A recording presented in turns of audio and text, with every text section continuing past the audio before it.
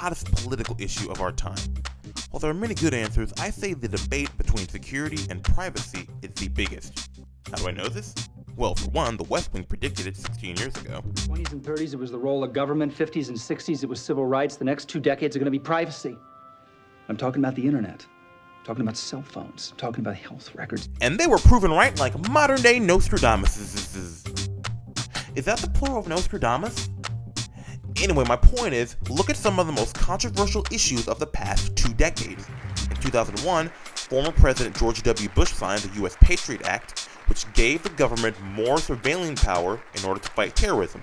And in 2013, whistleblower Edward Snowden revealed that the NSA had spied on Americans' emails and their phone calls.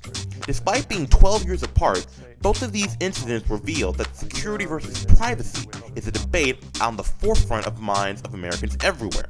Heck, even our superhero movies are getting involved, with the upcoming Marvel flick Captain America Civil War placing Iron Man and Captain America on opposing sides of this very issue.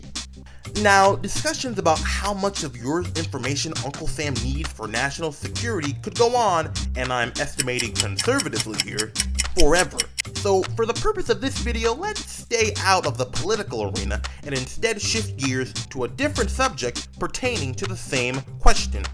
How much security versus privacy should exist in a work environment?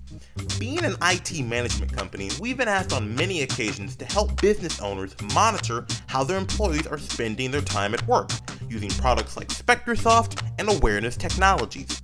And the number of functions that these products provide can be astounding. They let employers see everything that an employee is doing. The sites they're visiting, the emails they're sending. They can even reveal the keystrokes of what employees have typed, even if the word is not on the screen. What? Before your shock kicks in though, I'm shocked. let's look at this from the perspective of an average employer. Employees are an expense, and like all expenses, you need to make sure you are getting a good enough return. It's necessary for productivity's sake to keep an eye on what your employees are doing in order to know that they aren't slacking off while using company-issued devices and costing you money.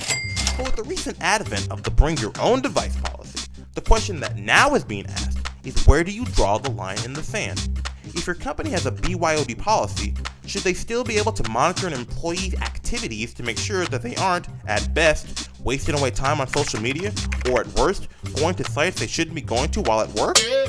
Then again, BYOD means that you're doing work on your personal device, not the one a company has given you. Where does the monitoring for security and productivity purposes end, and intruding the privacy of your own personal data on your own personal device begin? Believe us, if we knew, we would spread it to the world and spend our days rolling in cash. I'm rich! I'm wealthy! Yahoo! But we don't. It's a complex issue with no clear-cut definitive answer. It doesn't mean we shouldn't start a discourse about a solution, however, and that's what we want to hear from you. What are your feelings on security versus privacy in the workplace? Leave your comment below or join the discussion on Twitter by tweeting at MWL Consulting with the hashtag security versus privacy. Wishing you much success, this has been MWL Consulting.